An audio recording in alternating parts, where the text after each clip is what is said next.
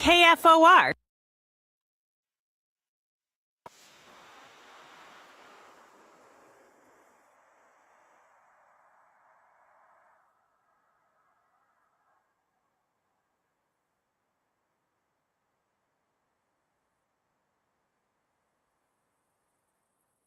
Good morning, Lincoln, Nebraska. Happy Tuesday. Welcome to the morning hookup. Phillips, pleasurable. Justice are back on the ones and twos. Hope the morning's off to a great start. Let's do it, baby. Let's do it. Let's do As it. I said this morning to you, fellas, great day to be great. Great Amazing day to be great. As we'll get to a lot. I'm not sad. Leave me alone. Okay? I'm not. We'll get to the CWS. Boy, what a run by the winner out of the SEC. We'll get to that run, what that looked like as, go through all the stats and figures of that team and what it means for college baseball. Robin Washington, HuskerOnline.com coming up. Talk about, we'll go back and ask some questions about the film. The film was released to the public yesterday on YouTube. Take a peek at that. NBA draft is upon us. But there's big stories that broke last night in the trades. Not just trades, the trade, but massive contracts being shelled out before this draft gets started tonight. Yeah, there's a lot of contracts. There's a lot of moving and shaking. There's some people getting some assets. There's some people losing some assets to acquire big-time pieces. Mm-hmm. There's a lot of funny jokes being made online. Assets is what you said. Wow. Assets. Okay. Mm-hmm. It's a little early for me still. Same. The same. You heard that too? Yeah, same. Yeah. I get what you're saying. It could be both. Let's enunciate that T. Mm-hmm. Losing assets. Yeah. I like the other one as well. It's all right. But yeah, I mean, a lot of moving pieces going on before this draft tonight. Should be interesting. I'm as somebody who's a fan of a team that somehow, some way has a lottery pick, even though they went to the Western Conference Finals. No big deal and all that. But I will be interested in how this lottery shakes out because there is a player that I desperately want, and there is a player that I want to get to our spot, and I'm not so certain that he's going to make it there. But that's okay. That's okay. It's great for that young man to capitalize on his talent. It's going to be an interesting draft as you look at the lottery. We'll talk about it coming up in probably hour number 2. And then Brian Munson, HuskerOnline.com. Holy moly. Recruiting has been hot for Nebraska. Closing rate out of control. Isn't it like 21 out of 28 official visitors they've managed to lock down? It's up in the mid-70s, roughly 74 to 75% they've closed on. I don't care about the stars next to your name. If they think you can play and they're closing down guys at a pretty quick rate, that's still impressive. I mean, to have the meat and potatoes of your class done this early, like most college teams are trying to do, that's really impressive work rate, and that's a testament to how this new staff is really operating at that kind of clip. Yeah. We'll probably dabble also in a little World Cup. Record set yesterday by the GOAT. Hey, got it done. What did I tell you? Norway, Senegal over. That thing was done by the 58th minute. I told you. Erling Haaland. You. He told you. I told you put some money on it now. And we had a great game last night in the World Cup, too. We'll get to, but a comeback from Algeria. Last night, College World Series winner. It didn't take long to know what was going to happen in this one. When you look at this, and the OU just throttles North Carolina 13-2 final. Looking at this, I want to talk about this is one is the run by OU. This thing was I don't want to say Carolina ran into a buzzsaw. It was OU playing at the top, the best team since regional started, and out of gas. You could see that last night. One team still riding high no matter what, and one team out of gas. No answers in this one. Carolina is a second place once again, third time after their 13th appearance in the College World Series. OU does it in not even dramatic fashion, just in, what did you say earlier? An ass-whooping fashion in this one as we get to this game, 13-2. But look at the regular season of OU versus getting into the regional, a team that finishes up 43-23 overall. They finished sub 500 in their conference, but then they get in the regional, a team that hit 65 home runs, that hit 20-plus more in the postseason. It's not just the College World Series run or the title run. It's what they did throughout the regional. Mm-hmm. And getting hot at the right time when you go out and you beat the number 2 national, see Georgia Tech, You also run through and all over Jayhawk, Chalk, whatever country there. Rock Chalk, Algeria. Rock Chalk, Algeria, we'll call them. By the way, big win last night. That was fun. Mm-hmm. And then you knock out Georgia. You knock out 3, but counting Carolina, that's 4 of the top teams in the country on paper, right there. I do have a quick complaint I'd like to lodge formally here on the morning hookup. I left work last night, made a quick stop at Walmart, made it back home, looking forward to watching some competitive college baseball. It was 9-1. Yeah, I got it wasn't home. competitive. What are we doing here? I was because even when I left work, it was like 3-1. I'm like, all right, it's still gonna be a good game. Stop by Walmart, make it back home, and it's 9-1. And I went, darn. I really was. I thought maybe that would be a close game down the stretch. I thought it'd be lower scoring than that. I was kind of right saying like Oklahoma scoring first, generating some momentum. They did, but man, through those middle innings, there's just nothing North Carolina's pitching could do. Nothing. Oklahoma was knocking the cover off the ball. Mm-hmm. I mean, it's evident when you go look at. We can look at the stars of stars, but last night it really came throughout the lineup for them. Look at what their 9-hitter did last night. Look at what Branch did. Kyle Branch did last night to the Tar Heel pitching. Drove in 6 runs, a pair of singles, and a home run. I mean, that's how you know you're clicking on all cylinders, right? It was up and down that lineup. They've got a lot of talent. I think Jackson Willits is a pretty good player who's going to end up getting drafted. Dayton LaChance is a pretty cool story where he came out of a JUCO in Canada and then ended up coming down to Oklahoma. He's a monster catcher for them. Kyle Branch has been pretty cool. But how about the pitching for Oklahoma? The pitching for Oklahoma has been pretty good. Yeah, they've relied on a bunch of freshmen throughout this, when that's really not the case of what they did this year. I mean, were they a fairly young team on the pitching side? Sure.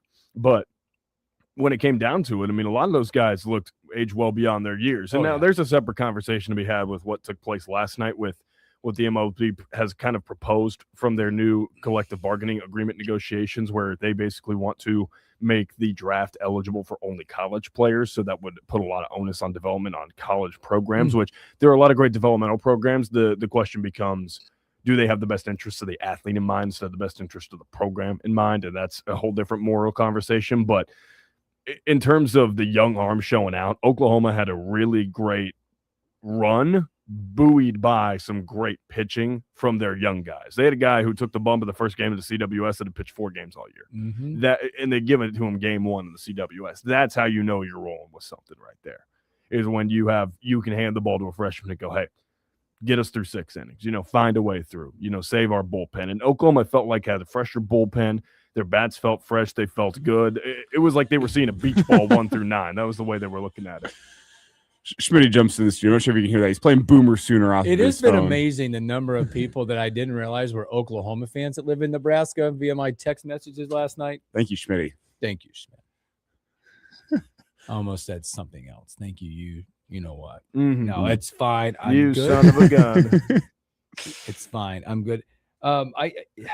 Just in fashion, I think Carolina, when you look at it from the pitching side, one of the best in the country all year long. Just went to the well one too many times with individuals, whether it be McDuffie or Glauber doing it last night. You could tell not enough there, but the run by that, I think we should not take away from the run that Oklahoma went on and the run of the SEC in college baseball. Well, first off, Oklahoma is completely different feeling team over the last month of the season. Go back and look. Just go from SEC tournament time on. That team just felt different. But remember, they got knocked out early in the SEC tournament. That's what I'm saying. From that point on, from when they got their name called and punched to the regional, you're like, wow. Go look and see what it looked like from then on. Like their first, correct me if I'm wrong, wasn't one of their first loss was against Carolina, right? Didn't they go undefeated in regional, super regional, and up until game 2 of the championship series, they had not lost. That was how Oklahoma was playing baseball, was what I expected from UCLA going into the postseason. Just go and blowing everyone out en route to a College World Series title. Somehow, when UCLA lost, they transferred all their powers onto Oklahoma. They did. And Oklahoma just carried. I mean, they just dominated. I think also as an aside with this, we do have to give a little bit of credit. Scott Forbes in North Carolina is one of the best in the country at crafting pitching and finding guys who can fit a mold that he needs. Now, are his practices sometimes questionable in terms of overusing young athletes and maybe ramping up the pitch counts? And people will say, well, he's destroying. I think destroying arms is a very heavy accusation to levy against someone. I think some of that onus comes upon how many silent pitches do guys throw, pitches that you don't see, whether that's bullpens, that's warm-ups, that's soft tosses. There's a different pitch count on the arm than maybe you think. It's like when you drive a state trooper vehicle, right? When you go to a government resale and you try to buy a state trooper vehicle, there's Elijah and I have talked about this. There's hidden miles on that car, right? I think the same thing happens for a pitcher, right? Especially a young arm. You don't look at all the hidden miles that are on that arm. You just see, oh my gosh, he threw 120 pitches over 2 days, and you spread it out and you're like, okay, but how many extra pitches are added on to that? I think Scott Forbes does a great job crafting young arms. I think he does a great job understanding what kind of workload they can handle, what workload they can't handle, and he held out. Jason Carroll wanted the ball. It was their game one starter, wanted the ball again for game 3. He said, nah, nope, that is bad for your arm. We are not doing that. I will, with young guys, like with some of these freshmen, I can work multiple days on the bullpen. They seem to have the capability to do that. I'm not throwing my starter on 1 day's rest. No, and I think you can go back and look at that. At the beginning of the game, all 3 of those arms went all out to the pen. You can tell when he brought that sensational 17-year-old freshman in the game, it was a short run. He was there to get 1 out, maybe 2, and being done. Again, probably just they're gassed out, to the well too many times, but that takes nothing away from Oklahoma, what their run was, them getting the win. But I think you also start to take your attention to, I think we've done this already, but 7 straight for the SEC at the College World Series. 7 straight. No matter who it is, how they got there, when they got there, there's no way to look around this. That is dominance in baseball coming out of the SEC. It shows you why it's the best roster in the country. I'm punching in some numbers here. So here's the funny thing about Oklahoma's roster construction, and this is kind of the mold. We've seen it with Kansas. We've seen it with what Will Bolts wanted to do with Nebraska baseball. You guys want to tell me how many former JUCO players are on that Oklahoma roster? You want to ballpark it? I'm total ballpark 5. Ramp that number up. Elijah, you got a guess? 8. 13 former JUCO guys. 13 former JUCO guys. And a couple of them played real roles on this team, like Dayton Taki, Trey Gamble played a major role, Dayton LaChance. There are a couple guys, and they got some other bullpen arms and some pieces on there.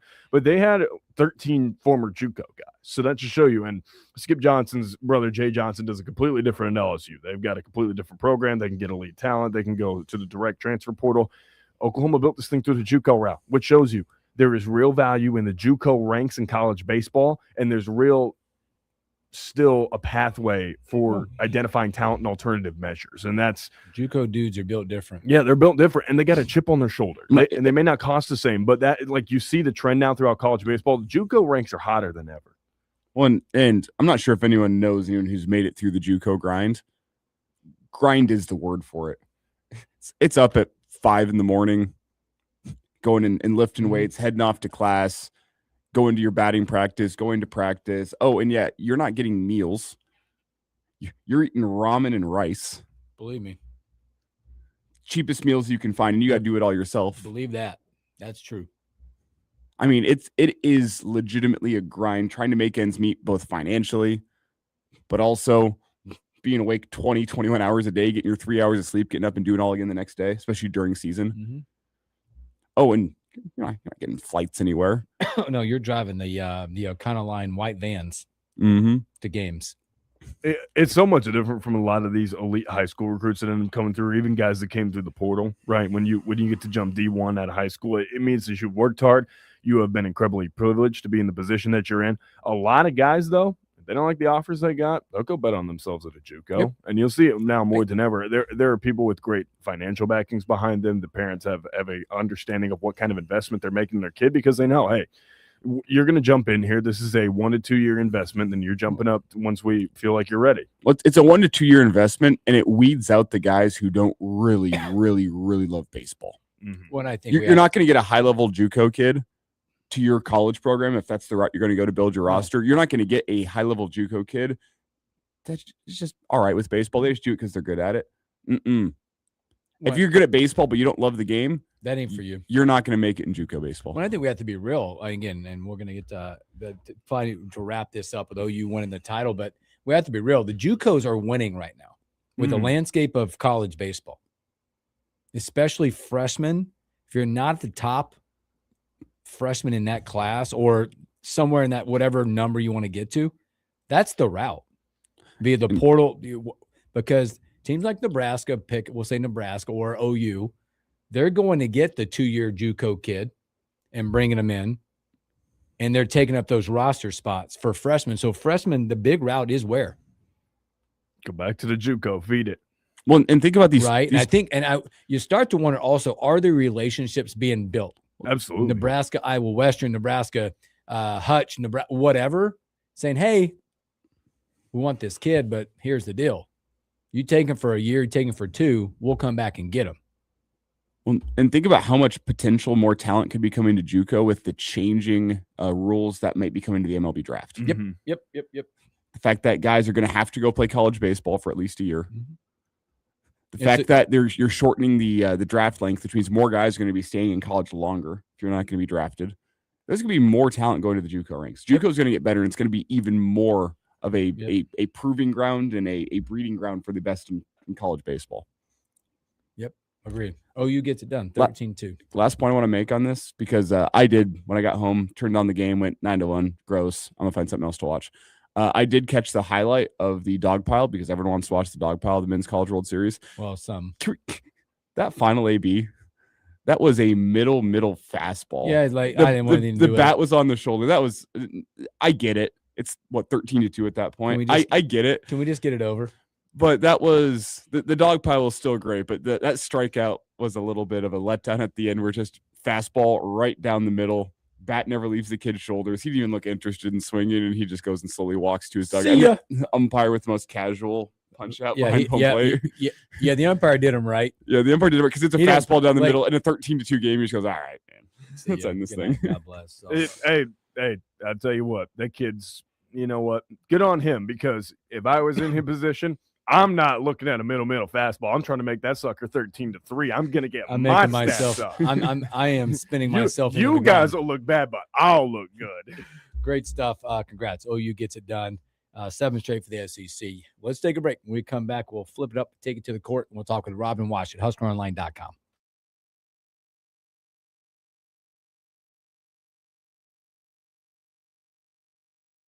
I tell you, the funniest thing ever in between, before the top of the hour. Oh boy. I have a couple umpire wins to tell you. I'm not going to air it out now. And then this story. I'll tell you both because you're going to laugh. It made me sink back in my seat. Okay. Youth baseball moment. Oh, yeah. Yeah. Top notch, baby. That's it always provides. That's the way it goes, kind of. Always provides.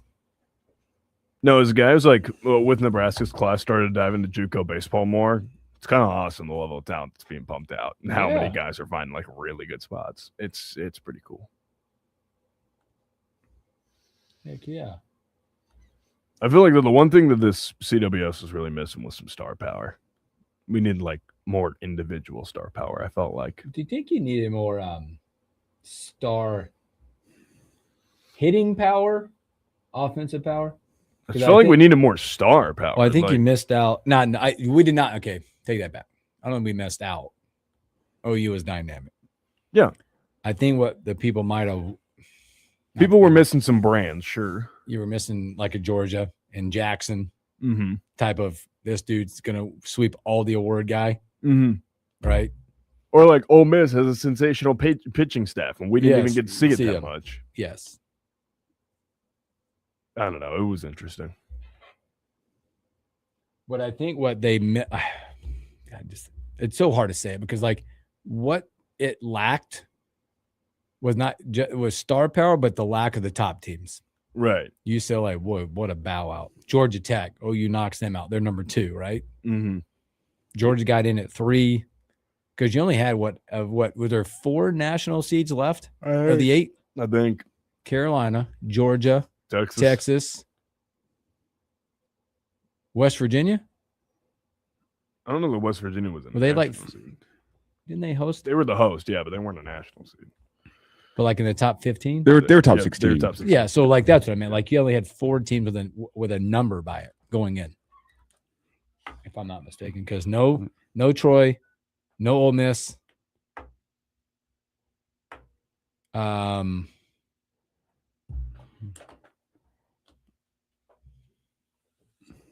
then teams missing out, like LSU not being in it, or maybe Alabama. Georgia Tech, Auburn, Texas was national seed. So Georgia, Texas, North Carolina national seed. Yep. But then A&M got bounced. Oregon, are they a national seed? No, don't think so. So maybe only 2 national seeds. All right, fellas, we're coming Here back. we go.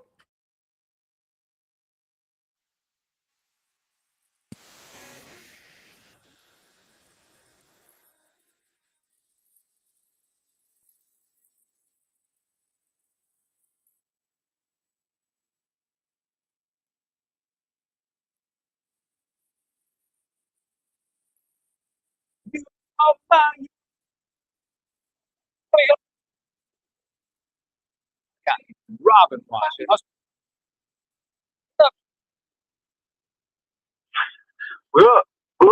Did you like the singing there?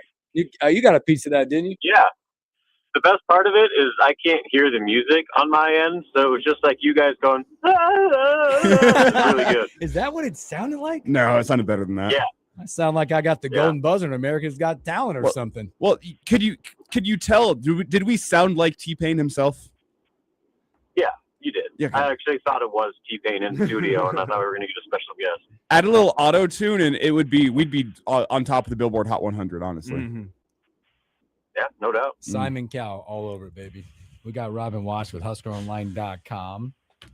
We're going to talk some Husker hoops as the draft is up. We'll talk a little draft with them as well coming up. But hey, Robin, they unveiled I know we talked last week about the documentary, the film for the season, the special season of Nebraska. And then it came out yesterday, and now the GP is going to get a chance to watch it and take a peek at it. I want to ask you about maybe not quite yet the takeaways, but when you looking at the film, you've seen it, and by the way, you saw it and then you overdid yourself. By the way, I'm glad you're healthy and you're good to go.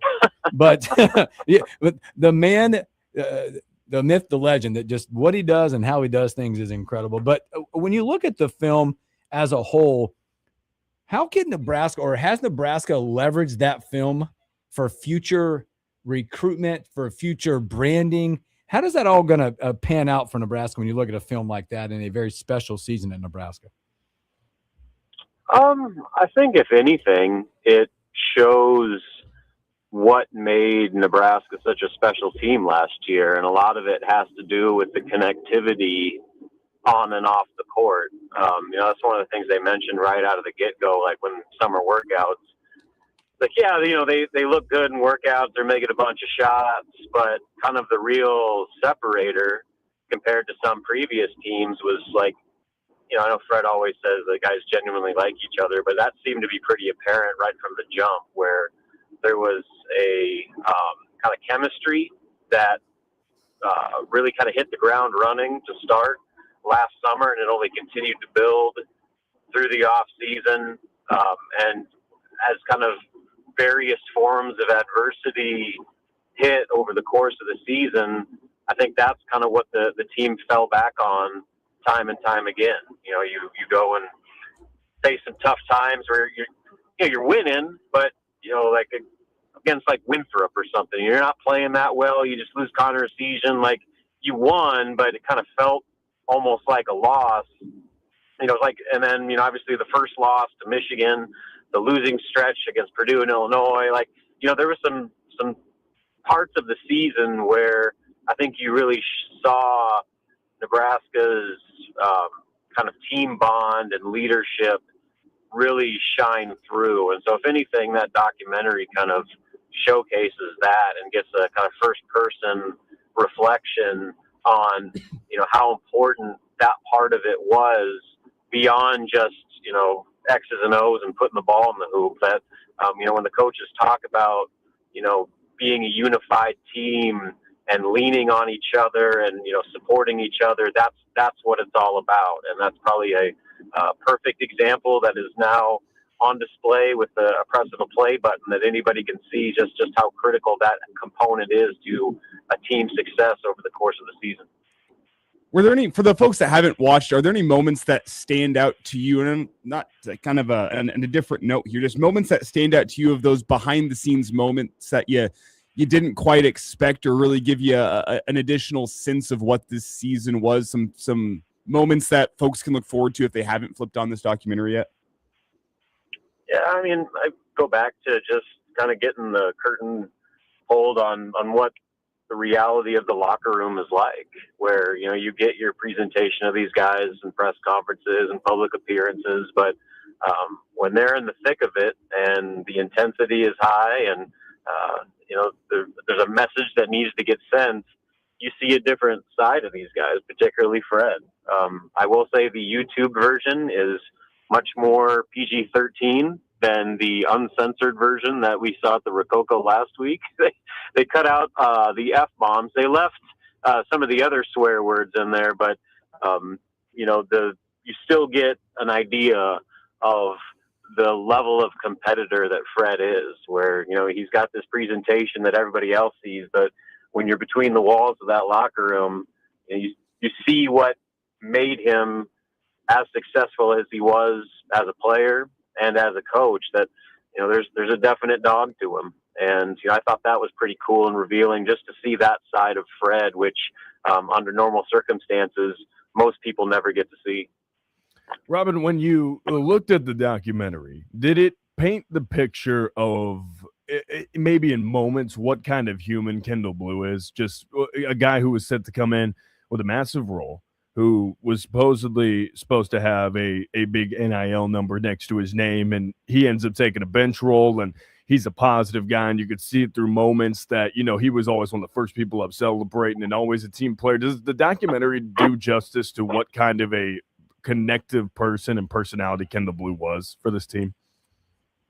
Not really, to be honest. Like, he's in it, but they barely even mention him. They talk about him a little bit on senior day, and a lot of it is kind of what Fred and the other guys had talked about kind of around senior day and leading up to it and kind of towards the end of the season. They do reference that. But he and, there's a little to Jared Garcia, but yeah, Kendall, I think he may have, I don't know why he wasn't as included as he was, but you don't get to hear from him much outside of kind of the senior day portion to it. But they do talk about how, I go back to that chemistry and the level of like team first buy-in. Kendall Blue had a big part of that, because you want to look at guys that could potentially have disrupted that.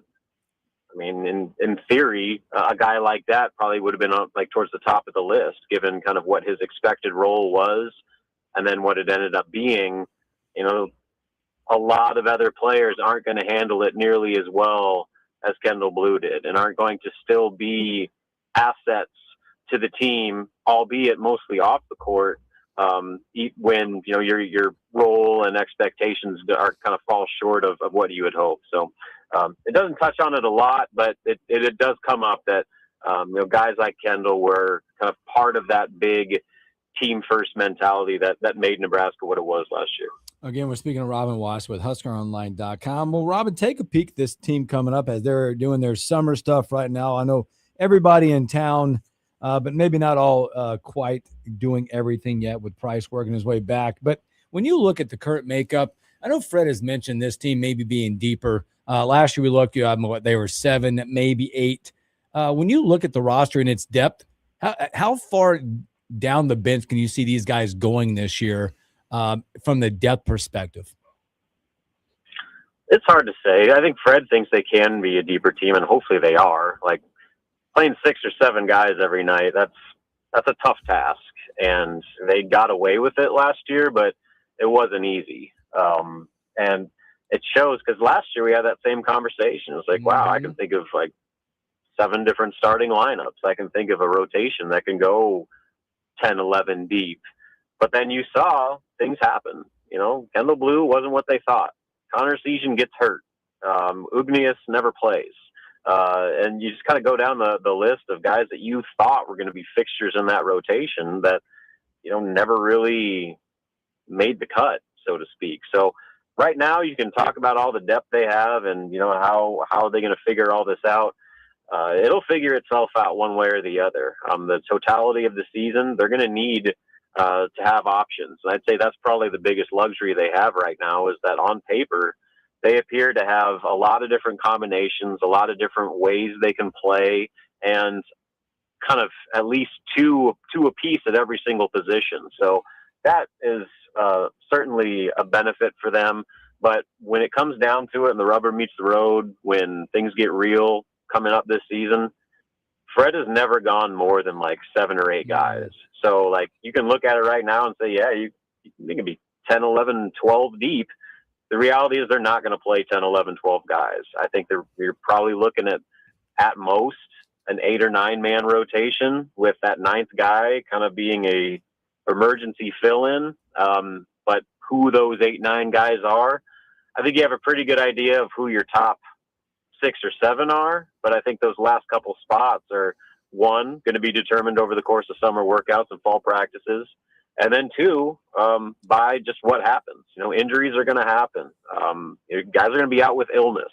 Guys aren't going to play well. And so there's a lot left to shake out as for what that full rotation is going to look like. But I will say it's better to have too much than not enough. Robin, in terms of that, better to have too much than not enough, one of the most fascinating storylines for me on this upcoming roster is the big room. How are they going to fit all of these bodies? You got 3 different storylines coming into this. So Bowden Kapke comes in as the high major guy who's flashed in moments, and now Fred Hoiberg thinks that he can develop and turn into a model center in his system. You get Damon Wilkinson, who's the guy who produced at the mid to low major level and was awesome there, and now he's trying to make the jump up. And then you have Leo Curtis, who's the stalwart, the lone leftover from the team in terms of the big room from last year, and a guy that can step up and maybe play himself into a bigger role, who also flashed in moments. So what do you make of the big room on paper? It's a fascinating storyline, but a lot of potential to shake out and have some different outcomes.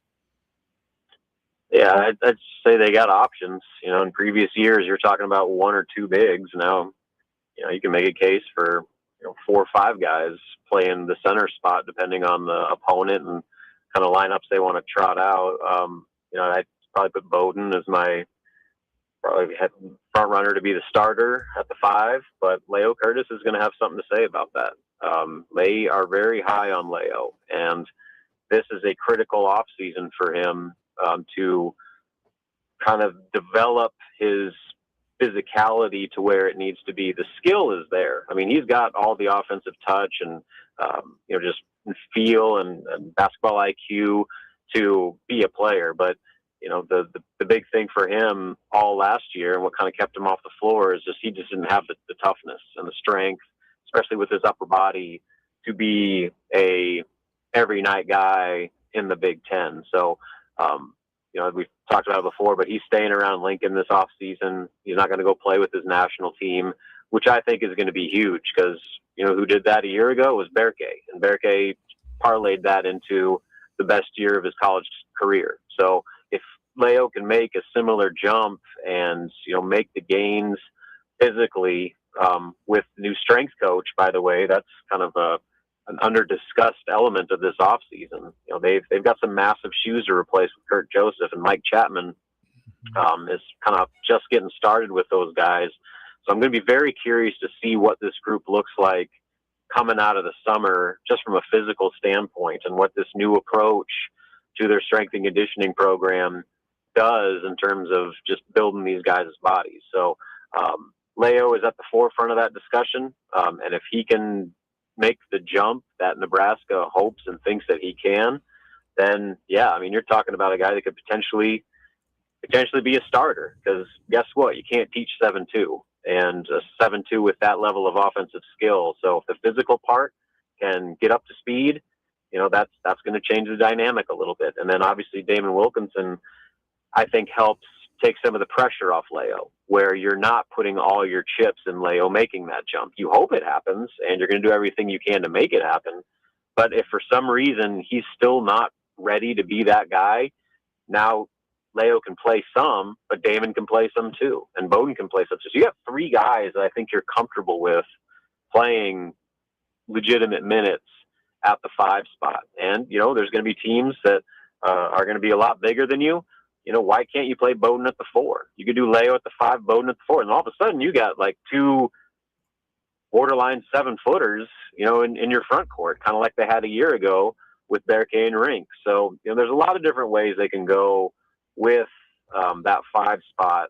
And I'll be very curious to see just kind of where it all ends up.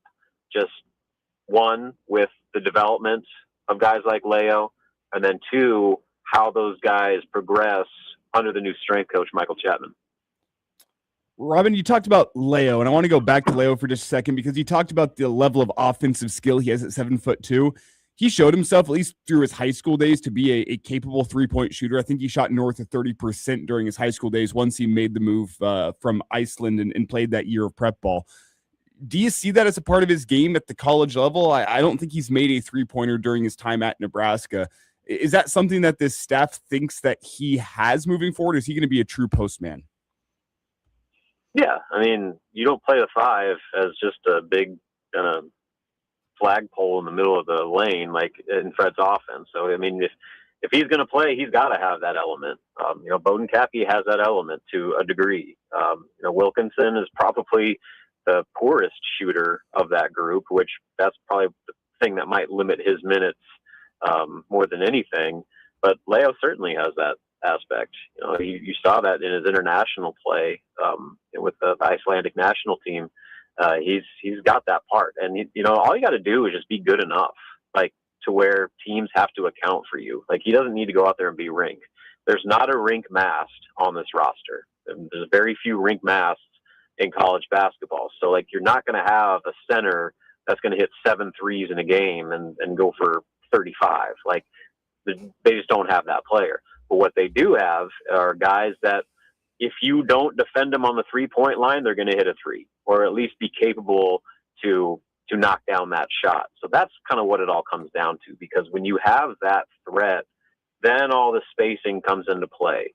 When you don't, and you go back 2 years ago where they didn't have a big that could shoot worth a lick, then you're really kind of taking a big part of Fred's system off the table. So, again, it's kind of a middle point where they're not going to have the threat Rink was. Again, he was kind of a unicorn in a lot of ways with his 3-point shooting, but they're also going to be a lot better than they were a couple of years ago, where, you're going to have guys that if you don't guard Leo Curtis on the perimeter, if you don't guard Bowden Katke on the perimeter, they are more than capable of drilling a 3. Robin, as you look at this roster getting developed and the way that it was procured and really honed in during the offseason, with Bryce Sanford coming back, with Braden Frager coming back, you were looking for who could be those complementary pieces, those guys that could take a step up and be major contributors in the starting lineup. Do Sam Orm and Trevin Lenhart qualify as those guys to you, or are they something a little bit more where maybe in points they can really help this team impact winning in a major way? Yeah, I mean, both those guys are critical. I'll put Trevin Lenhart probably a little bit higher than Sam Orm just because, they lost so much in that backcourt. And by all accounts, Trevin, from just a personality standpoint, leadership standpoint, court vision, basketball IQ standpoint, he's, in a lot of ways, a 6'5", 6'6" Sam Hoiberg. He might. Very few people have the heart and grit that Sam had. And so that is not something that one guy I think is just going to come in and replicate. But a lot of the other things that Sam did, I think Trevin can be that guy, and he can do it at 5 inches, 6 inches taller. So he's, everybody wants to talk about, all these other players, but I think Trevin Lenhart may have been the biggest pickup of the offseason because they needed that lead guard. When you don't have a big that can do all the things Rink Mass can do, you have to go back to more of a traditional initiation of your offense. And having a bigger guard, which Fred likes, you go back to his history of point guards, he kind of prefers that bigger point guard that can see over the defense and can create one-on-one mismatches against smaller guards. And I think Trevin brings a lot to that. Sam Orm, there's a lot of expectations for him, as there should be. He was their first portal get, one of their top priorities when the portal opened, and he's going to be a critical role. And I go back to what the vision for him can be. A lot of people aren't going to like it just because of the way that it ended up playing out. But I think the vision is similar to what Nebraska had when Fred first got here with Lat Mayen. Lat Mayen, they thought he was going to be like a 15-8 type guy. They thought like he was going to be a critical part. Talks about all the 3-pointers he hit in practice. For whatever reason, it never translated. Like he was not even a shell of what they thought he could be, which was unfortunate. But I think that vision, as far as what the role for Sam Orm can be in Fred's offense, is very similar to what they had for Lat Mayen. And so if you kind of put 2 and 2 together, they think he can be a 15-8 type guy this season, which would put him, right at the top of the pecking order's most important players. So I think there's a lot of expectations and a lot of optimism around both those two guys in particular, that if either are, what Nebraska thinks they can be, let alone both of them, then Nebraska's going to feel pretty good about it. Hey, Wash it. One more for get you out of here, man. Appreciate your time as always. Initial thoughts, reactions of Dusty May. Dusty May at Michigan taking off for the Dallas Mavericks, and in the whole world of the landscape of college athletics and what that means for college basketball. Yeah, it's crazy. You have to go back a long time to have a reigning national championship head coach make the jump after having, one of the best seasons in basketball. So like that's kind of unprecedented, but in today's world, and nothing's off the table. And this is another example of that, where, everybody has their own thoughts and opinions about the state of the game and where it's headed and all the unknowns kind of facing the sport. And, this is a kind of an instance where a guy can succeed at the absolute highest level and not want to do anything to do with it. It's like, you know what? I don't like having to, beg donors for money and, spend more time trying to fundraise than I do actually coaching basketball. And, so but not every coach is like that. Some coaches thrive in this environment. They like that part of it, and it's not that big a deal to them. They still love the college game and all the other positives that come along with it. So, if anything, it kind of further emphasizes that never rule anything out, because literally anything is on the table with what a team or a coach or a player can do in this era.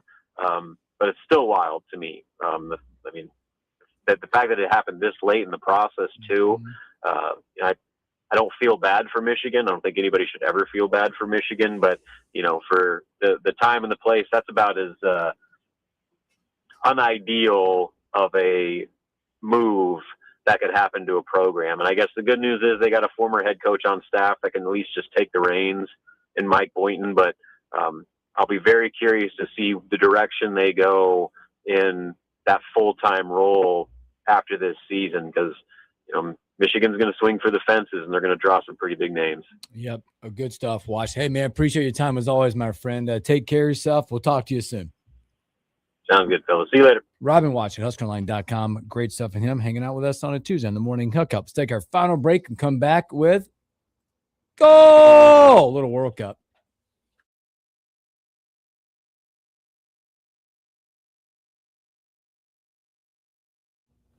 The Dusty May thing is wild. I think they saw. I have to believe that it was coming. I saw a story online that if it's true, The portal thing. yeah, where he was talking to a player and he was like, "Oh boy, now we got to convince the agent." The player's like, "I want to commit." The agent's like, "We're not committing yet. We can get more money." Like, it was the player told Dusty May, "I am committing," and Dusty May was essentially just like, "Well, that doesn't mean anything because we still only talked to the agent." You don't mean anything. I got to talk to the guy who's handling the money. Yeah. Which kind of makes, as you think back to the portal season, it kind of makes some things make sense where you hear, "Oh, this guy, yep, sounds like he's coming to Nebraska." Oh, he's made his way to Lincoln and he hasn't committed. What's going on there? who are we talking to? The understanding was 48 hours ago he was coming to Nebraska. Oh. You referencing anyone in particular? No. Yeah. Not on air. No names attached. Because I don't know that to be true, so I'm not going to reference any specific names, but Still crazy. It's not like they have any bad pieces, but I wonder with him making the move to the Mavs front office that they're going to go grab a Michigan guy at 9. I wonder if that's kind of a play that they want to do there. Good stuff. A few moments. Get a little World Cup. A little World Cup. Elijah, I told you to take the over. You can say it coming up. We'll let you guys go. if I was a sports gambler, I would have done it. Good man. Good man. Let's take a look at the slate for today, shall we? I have it up. Is there anybody to hate watch? Oh, as I say, hate watch. England plays at 3. They got is it Ghana? They're 2-goal favorites. Yeesh. Portugal, Uzbekistan, Panama, Croatia. Colombia, DR Congo is enticing.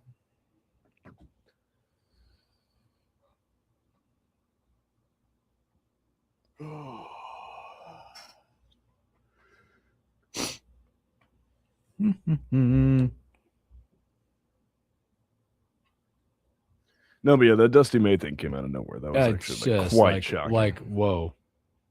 It was like, hello. One of the best coaches in the sport is jumping out. And he'd always talked about getting to the NBA level. That's a crazy rise, going from FAU to the NBA. Yeah, but it's mostly the timing with Michigan. Yeah.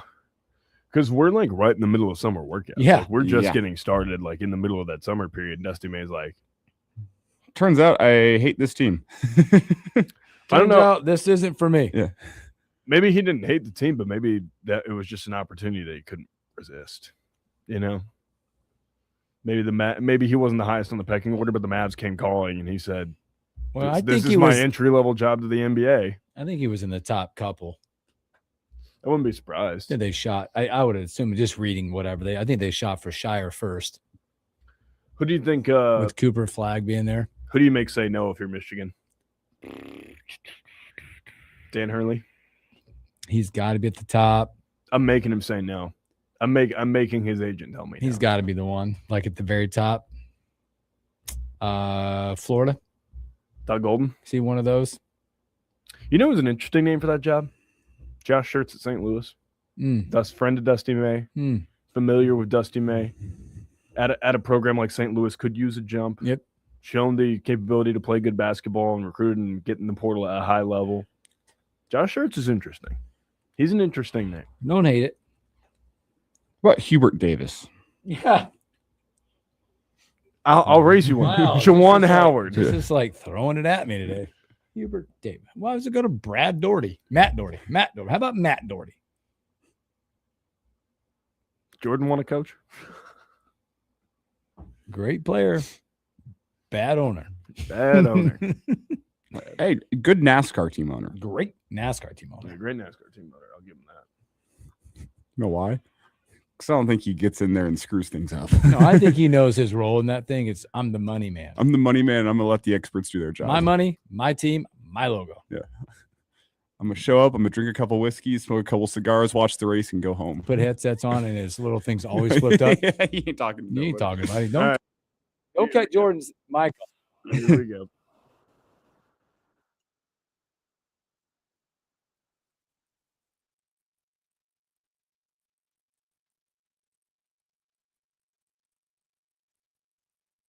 Welcome back to the Morning Hookup Special. Thanks to Robin Watch with HuskerOnline.com.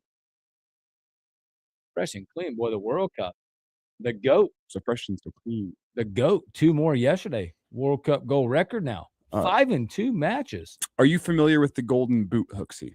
I've heard it. Okay, I couldn't describe it. It's the award that is given at the end of, first off, any professional season, any professional competition. So it's a universal Golden Boot is the award. At the end of any competition, it's the award that's given to the highest goal scorer. You saying he's won it already? No. but I'm saying the race is very, very interesting. Him, Mbappe, Haaland. So Messi's got 5. Mbappe's got 4. I think Haaland's got 4. Holland's got 4. The stars are rising right now. The stars are rising. It's going to be an exciting race. The fact of the matter is, in the World Cup, if you see a guy get to double-digit goals, that's like, all right, there's your Golden Boot winner. If the stars continue playing like stars, and let it be known, I know Ronaldo's aging, and I don't think his game plays as well because he is all about speed, physicality, jumping high. I don't think it plays well in his older age. I still think he's going to have something to say about the Golden Boot race. You could have multiple guys with double-digit goals by the end of this tournament battling it out for the Golden Boot. You want to tell me who's 4th on that list or tied for 4th? Is it Balogun? It is Flo Balogun. Yeah. Flo Balogun and Harry Kane. Harry Kane's going to have something to say about the Golden Boot race as well. I think he's going to bag another one today. What really helps him is the fact that he is England's penalty taker. Yes, penalty goals. Mm-hmm. They're cheap, but they count. They're cheap, and Harry Kane is pretty good at them. So just wipe away the first penalty he took, and he's really good at what he does. Keeper's off his line. Yeah. No, but this will be, if you could care less about soccer, but you like the stars, where you're at. The stars are showing up, and this thing come 2-3 weeks from now could be a tight race to see who scores the most goals this World Cup. Also, if you want some comedy, look up the Endrick Ancelotti memes that have been online. Those are hilarious. The Team Brazil thing has been hilarious. Folks don't know who Endrick or Ancelotti are. No, but if you just look it up, you will be entertained. Trust me. It's really funny. Anytime you translate from Spanish, just know it's going to be a good post. 4 more matches today, it looks like. You said rooting hate England. Yep, hate watch. This for England. Colombia, that, DR Congo at 9. Good match. Is that 3 o'clock today? 3 o'clock today. Yeah, Portugal and Uzbekistan. That could be a chance for Ronaldo to score some more goals. I think Panama and Croatia is a sneaky good game this evening as well. Get ready to learn CONCACAF, Croatia. Coming up, we got NBA draft tonight. Contracts, a whole lot more. Brian Munson, big one with him. Sit back, relax. We'll be right back.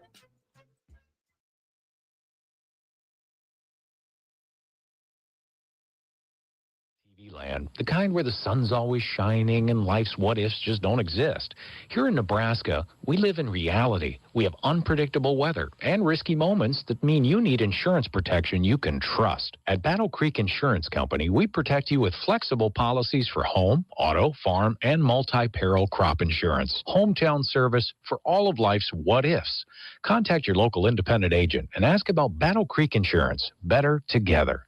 Coming. Hello? Hi, it's me, Possibility. Possibility? Really? Yep, the kind that helps you start a remodel, consolidate debt, or even get a little financial breathing room. With a home equity line of credit from Members Own Credit Union, you move at your own pace and only pay interest on what you use. That's exactly what I need. Come on in. Open the door to possibility. Apply for a home equity line of credit at Members Own and unlock what's next. Learn more at membersowncu.org. Limitations apply. Federally insured by the NCUA. Equal housing opportunity. The Legacy Retirement Communities invite you to enjoy the independence, comfort, and peace of mind they offer in their own special way at all of their locations.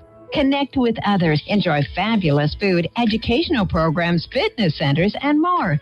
The Legacy communities are filled with movers and doers who embrace every stage of life, giving you the opportunity to live each day enriched and grateful. For a tour, call 402-436-3000 or visit legacyretirement.com.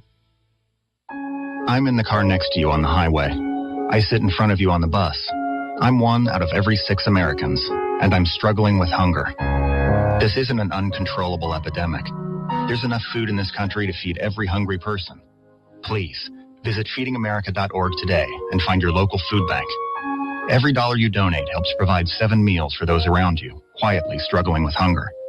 Together, we're feeding America. Lincoln's local news, talk, sports, and weather station. FM 101.5, 1240 AM, KFOR, and KFRX HD3, Lincoln. From ABC News, a I'm Sherry Preston. Negotiators ironing out the details of the 60-day ceasefire between the U.S. and Iran. They're now in Pakistan, focusing on the issue of nuclear inspections. ABC's Karen Travers has more from the White House. President Trump this morning claimed on social media that Iran has, quote, fully and completely agreed to what he called highest-level nuclear inspections long into the future. He went on to say that if Iran did not agree to this, there would be no further negotiations. But a spokesperson for Iran's foreign ministry says Iran will not allow international inspectors to access nuclear sites damaged during the war. These inspections were included in the nuclear agreement reached with Iran during the Obama administration in 2015. President Trump pulled the U.S. out during his first term, and then Iran began limiting inspections. Karen Travers, ABC News, the White House. The Pentagon expected to ask Congress for $80 billion to cover the cost of the war so far. The House is expected to vote soon on a bipartisan housing bill that would ban Wall Street investors from scooping up single-family homes. The bill also cuts red tape to make it easier to build new homes, and it provides grants to turn vacant buildings into affordable housing. ABC's Elizabeth Schulze. In Los Angeles, firefighters are still struggling to contain a blaze at a 500,000 square foot cold storage facility. ABC's Melissa Adon on the scene says the burning of rotting food is causing concerns about biohazards. The cause of the fire remains under investigation. Now, officials say it got started on the warehouse's roof, but the company who owns this warehouse says they believe it was their third-party contractors working on the solar panels when that fire sparked. The Supreme Court handing down several decisions today, including one ruling that says a Rastafarian man cannot sue the Louisiana prison guards who cut his dreadlocks. The justices condemned what happened to the man, but ruled a federal law to protect religious rights does not permit lawsuits for monetary damages. That was up 47 points. This is ABC News. I know that hiring can be challenging. You sort through tons of resumes and you get too many so-so applicants. You're just waiting for someone to match your role perfectly. Well, now, there's a place where you can meet them fast. ZipRecruiter. Need to hire right away. Start your search for strong candidates. The right fit awaits. Build your team. Build it sooner. Meet your match on ZipRecruiter. Just head to ZipRecruiter.com/free right now to try it for free. And you're on your way to meeting your match. 4 out of 5 employers who post on ZipRecruiter get a quality candidate within the first day. So try it now. Go to ZipRecruiter.com/free. Once again, that's ZipRecruiter.com/free. Meet your match on ZipRecruiter. Try it free. The search is on for a missing Lincoln man. Good morning. I'm Jeff Moats. We're at 67 degrees at KFOR. Your help is needed finding a missing 42-year-old Lincoln man last seen leaving a residence on foot about 2 o'clock Monday morning in the area of West Millstone Road in southwest Lincoln. That's near Connington Avenue and West A Street. Lincoln police say that Daniel Maurer is 6'1", 200 pounds, with brown hair, brown eyes, last seen wearing a black windbreaker jacket with either basketball shorts or jeans. Maurer walks with a limp and has some mental health conditions that require medication. LPD is asking you if you have information about him, call dispatch at 402-441-6000 or 911 in an emergency. One person was critically injured after a motorcycle and car collided on Monday afternoon at 62nd and Normal. Lincoln Police Lieutenant Justin Armstrong told KFOR News at the scene the motorcycle was westbound on Normal toward 56th Street and the car was southbound on 62nd Street trying to cross Normal. Motorcycle struck the rear driver's side of the Toyota Yaris, causing significant injuries for the motorcycle rider. The motorcyclist, a 23-year-old Lincoln man, suffered critical but not life-threatening injuries. The 2 occupants of the car, who are also from Lincoln, had minimal injuries. State health officials Monday confirmed the first human case of West Nile virus in Nebraska this year. It was reported in the North Central District Health Department's region of Cherry, Brown, Holt, Rock, Boyd, Kippaha, Knox, Antelope, and Pierce counties. The virus is transmitted through the bite of an infected mosquito that acquired the virus after feeding on an infected bird. Lincoln School Board members will hold a work session at 4:30 this afternoon over at the LPS District Office and Steve Joel Leadership Center on the proposed preliminary 26-27 LPS budget. Questions and comments from the public will be welcome. The regular board meeting will start at 6 with another public comment period. You can check out more about this at KFORnow.com. Lincoln's first forecast will be mostly cloudy today, a 40% chance of showers, maybe a thunderstorm, and a high of 76. Rain again possible tonight, a low of 62, sunny and 81 tomorrow. I'm Jeff Moats, KFOR News. You got your very own handyman to Never had one before. Our last master bath we built did not have a tub in it, and the wife always wanted a tub to just soak, relax. She was using one of the combination tub shower units in one of the kids' bathrooms, not as big. She looked at one that she kind of liked the style of, and I think sat in a couple and found the one that fits. Our freestanding tub was a Flurico. You have to pick all the fixtures, what you want for the tub fixtures. She's got a hand wand. She's shaving her legs to wash legs. She likes it. We did figure out that the hand wands are great for washing down the showers, soap and stuff that gets on the sides. It's nice to use the hand wand and just rinse everything off rather than trying to wipe it all down. Beautiful soaking bathtubs are on sale in June. Save up to $100 in a bathtub under the arch on Sun Valley Boulevard, Lincoln. This is the Morning Hookup on KFOR.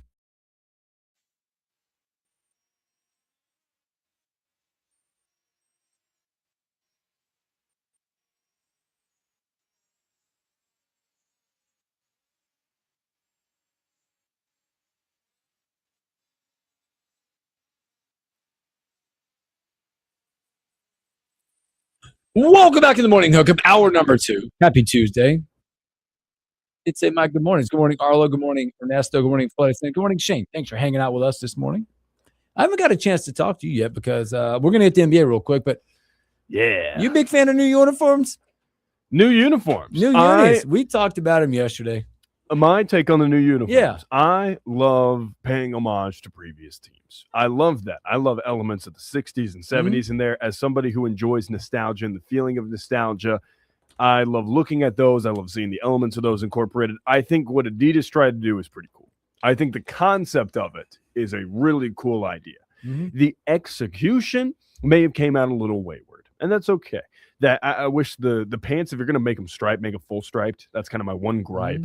There's some inconsistencies that Elijah pointed out with like the stripe to the V-neck. There's little things like that, but I like the inventiveness and I like the innovation portion of this where they try to go for something different. And if it doesn't work out, that's okay, because at the end of the day, my big takeaway is I don't really care what you wear. I mean, they could wear skirts on the field. If they win 9-10 games, I really couldn't care less. That's kind of my thought. I will say, though, I also like whenever you pay homage with your jerseys to older teams, older uniforms. As you look around the football world, what teams have or how many teams out there have a true throwback jersey that's better than the actual uniforms that everyone just like, man, would love for that to be the full-time uniform. That's my thing with it, is if you're going to pay homage, why don't you just go back and wear a throwback? Now, does that necessarily apply to Nebraska? Basketball. Maybe yes, maybe no. But a modern take on a throwback is one thing, but I've never seen a team out there whose modern take on a throwback is better than a true throwback. No. It's like think about Eagles Kelly Green. Hawaii's had some pretty cool ones. But I think the Broncos throwback uniforms, awesome. The Buccaneers throwbacks when they wear the creamsicles, awesome.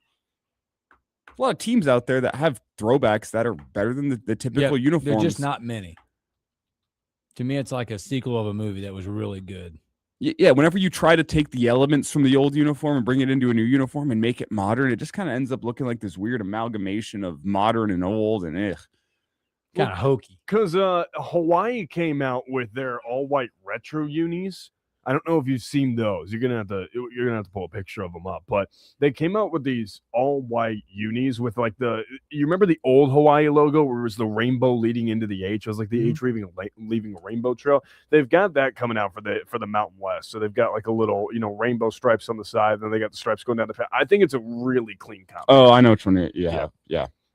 That is a really cool uniform. That like I love their black and green. Like I think Hawaii's got some sick uniforms. That throwback white one is. Yeah. I might have to make a little indulgence. Might have to make a little purchase. Just it's pretty cool. Says Nebraska gonna be wearing new ones coming up, and hadn't got your take on it yet. But I remain where I am yesterday, which is I'm whelmed. You're whelmed. I'll wait to see how they look on the field.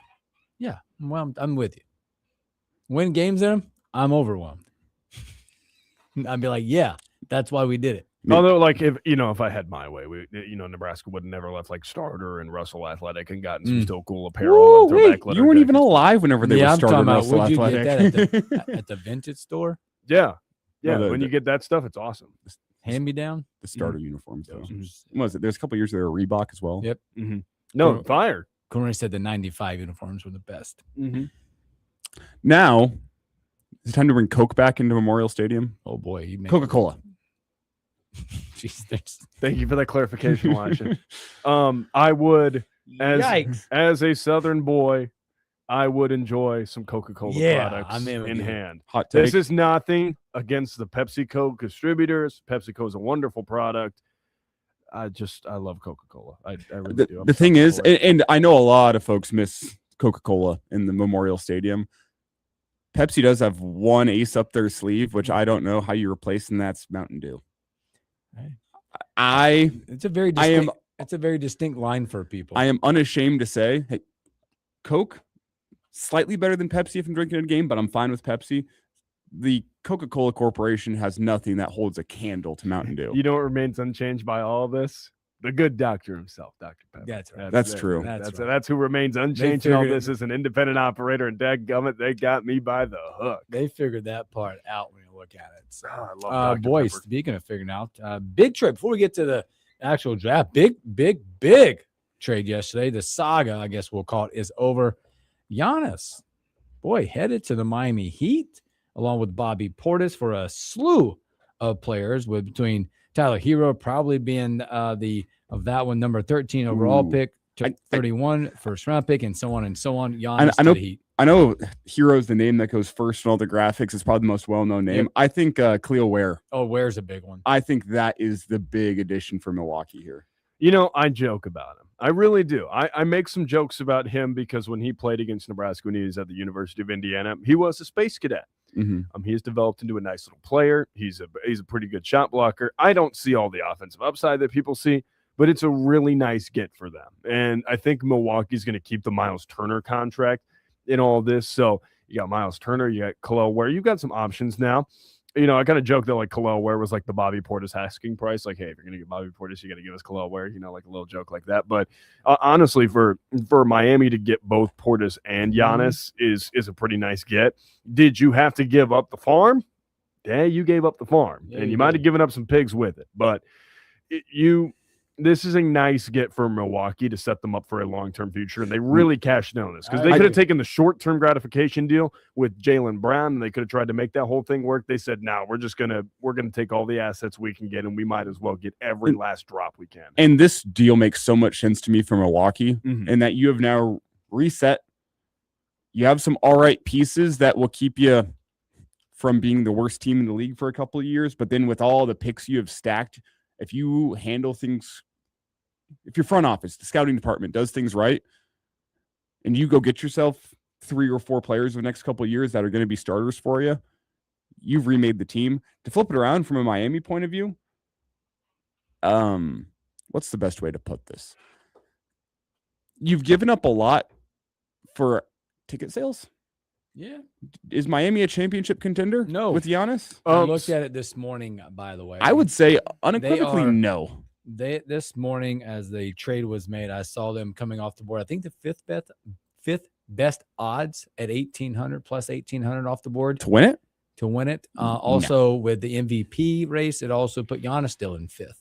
With the teams ahead of right now, you still got the 2, right? You've got Spurs, OKC at the top of that, a few others, but it did not really move the needle that much for the Heat. So funny you mentioned the MVP conversation. Can you guys tell me the last time a Heat player finished higher than 10th in the MVP voting? Is it Jimmy Butler? No. Dwayne Wade? No. LeBron in I 2013-14. was gonna say it's one of those two. Yep. Since then, Miami's biggest acquisitions: Jimmy Butler, Goran Dragic, Kyle Lowry, Terry Rozier. Those are all your major star grabs. So the Heat have reached 50 wins just once in 12 seasons since LeBron left. They've been in the play-in playoff 4 seasons in a row. I don't know. I agree with Elijah. I don't know how much this moves the needle. Well, let me ask the question. I don't love the fit with Bam and Giannis. Yeah, let me ask the question specifically here for Hooksy before we dive into the Heat lineup. Because I know Josh is a bit of a sicko, and he'll probably know at least there's one name that he should know. If you were looking at projected starters next year, Hooksy, not named Bam Adebayo and Giannis Antetokounmpo, Can you name me a Heat projected starter for next year? No, because he's going to know this. Because I know Duncan Robinson's not there anymore. No, he's a Piston. That'd be a name. Oh, let's see. Can Justice name us a projected starter Is for next Haywood year? Highsmith still there? No. Okay. I couldn't tell you. It's an interesting. So they got rid of Casparis. They got rid of Jaime Jaquez. They got rid of. Well, they got rid of everybody. They still got problems there. Do you have a name yet? Because you're gonna have your three are gonna be Bam, Bobby Portis, and Giannis. God, who are they even? There was one that was. I think he was a Are top you 5 kidding me? pick. I just saw the name. He's there. Oh, there's 2 former top 5 picks actually. Oh boy. Let me check. I saw a name. Yeah, there's. Let me check if this other guy's top 5 pick. Again, didn't realize he was there. Top 5 journeyman, essentially. Oh, sorry. There's a top 5 pick and a top 10 pick. One more recently than the other. One of them's not Killian Hayes. No. No. This one will blow your mind a little bit. Older fella now. Yep. A real NBA vet. He would be a vet. Jeff Green. Spent some time with the Golden State Warriors. Spent some time in the Big 12. Oh boy, Torian Prince. Nope. No. Both of these guys spent time in the Big 12 actually. One One at Kansas. One at Kansas, one at Baylor. Highly touted Kansas recruit. Highly touted lottery pick. Oh my God, Andrew Wiggins. Yes. He is a projected starter for the Heat next year. The other one is a point guard out of Baylor, originally drafted by the Sacramento Kings. Davion Mitchell? Yes. Oh boy. Yeah, their projected lineup as it stands right now, which they do also have Drew Smith, but I don't think he's going to be a starter. And I don't think Bobby Portis is a starter either. But as it stands right now, how I'd project the lineup and how some other folks have it, Davion Mitchell at the point, Norman Powell at the 2, Andrew Wiggins at the 3, Giannis Antetokounmpo at the 4, Bam Adebayo at the 5. That is a play-in team. I mean, they still got some decent guys. That might not be a play. I mean, maybe in the East. They still got Jovic. They still got Pell Larson. Pell Larson, like yeah. they got some nice pieces off the bench. I don't know if that moves it. Maybe that takes them from play-in to play-off team. I don't know if this moves the needle from play-in all the way to championship level contender. I think there's more supplementary pieces. Plus, they just traded away this year's first-round pick, so like you can't immediately add a complementary piece to this rotation. That's the problem. But hey, the Bucks got some nice value. Now, I'll say this. We'll see what other moves that they have up their sleeve. But to me, this does not put them above the Pistons, Celtics, Knicks, or Cavs.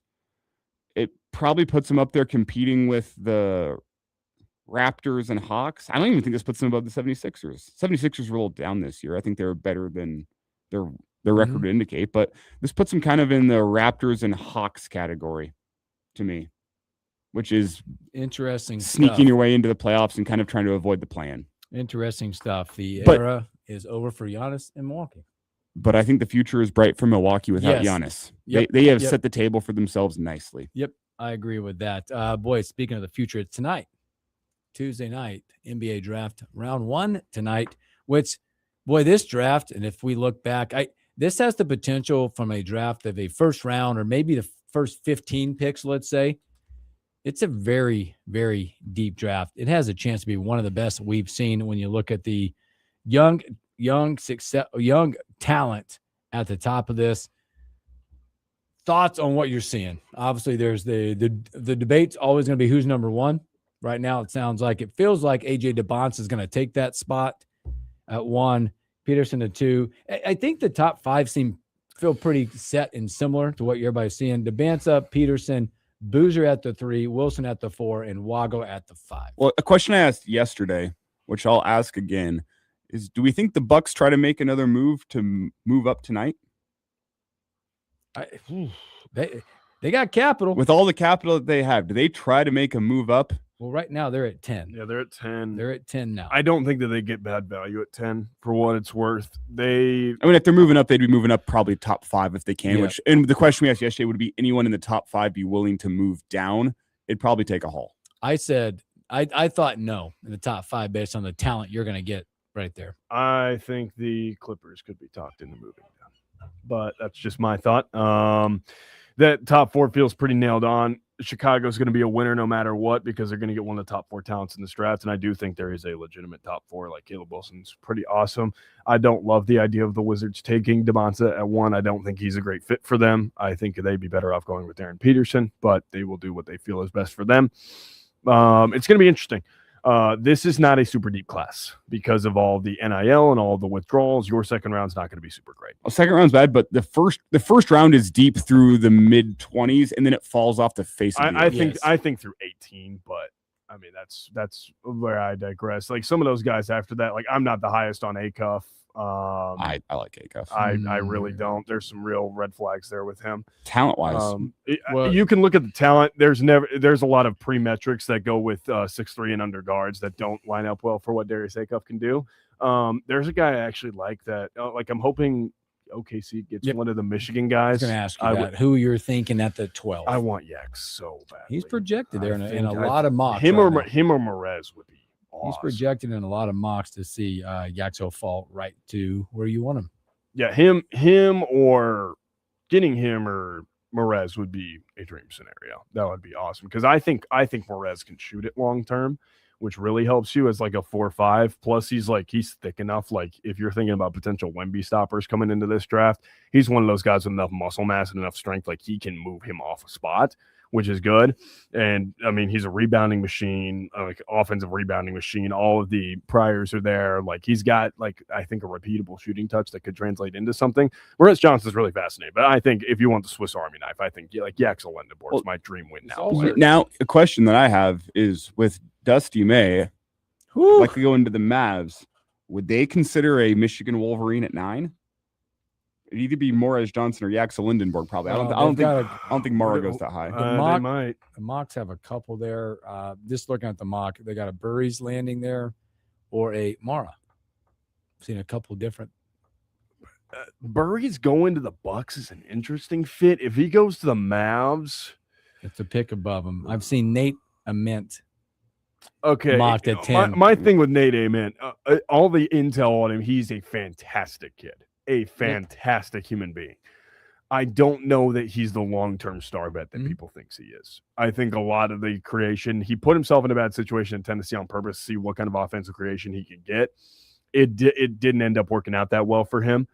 I'm not as high as the shooting upside. I think Nate Ament is a player that no matter what will play 10 years in the NBA because he can shoot it and because he is a big wing.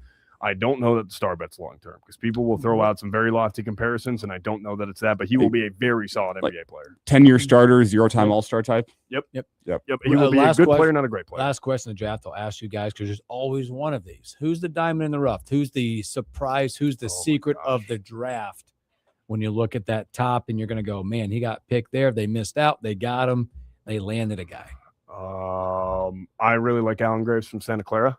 I think that he is really awesome. He's shown a lot of good stuff, a lot of great intel there. If you're looking for a vetty guy that ends up being pretty good, you may hate to hear it if you're a Nebraska fan, but I think Bennett Sturts is really good. I'm just going to go to him because there are the two or three I've looked at. Some people have mocked him at 21 to the Pistons. I've also seen him mocked 29 to the Cavs. I'll give you another one. I think Dalen Swain at Texas. He's a guy who could really be something long-term. The playmaking upside is really there. Like for a 6'8" wing, he does a lot of really intriguing stuff. Yep. Quickly here. Sorry, this is an aside. This just came across my timeline.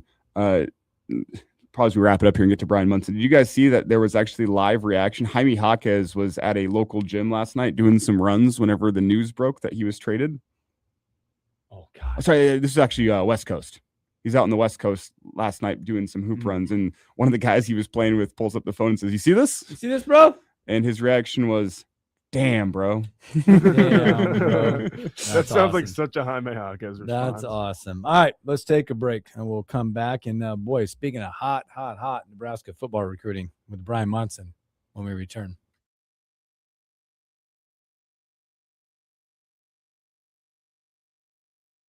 Do you see what the Nebraska's doing? This is cool. Me and the Wizards are going to fight. Anyway. This Upper Deck Golf.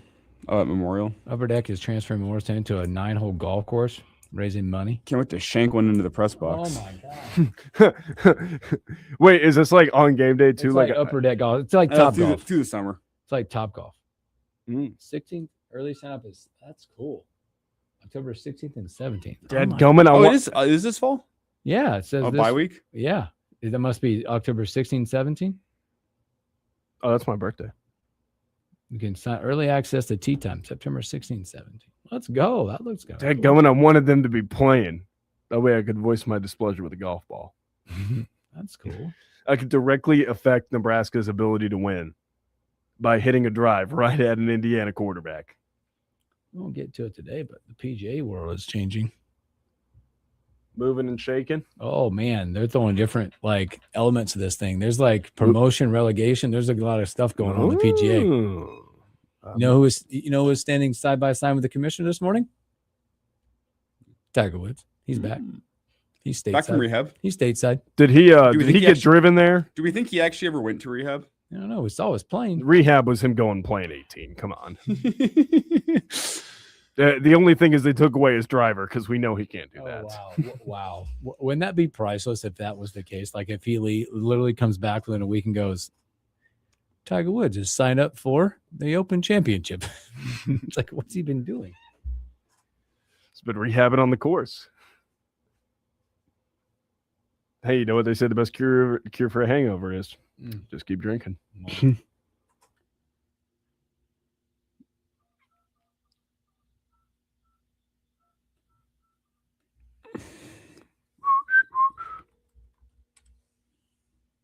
They've got competitive changes. They're going to have two tiers, a championship series and a challenger series. So I haven't read enough about it yet, but there's like two different series they're going to play. And you can play your way up or play your way back. So it's kind of like NASCAR. A new plan with promotion, relegation. I'm down. And they're going to go back. They're going to take away the tournaments where there's no cut. They're going to have cuts all the time. Good. That was a reaction to Live. Yep. We'll have to go through this. Maybe tomorrow we'll look at that. Ready, boys? Yeah. No.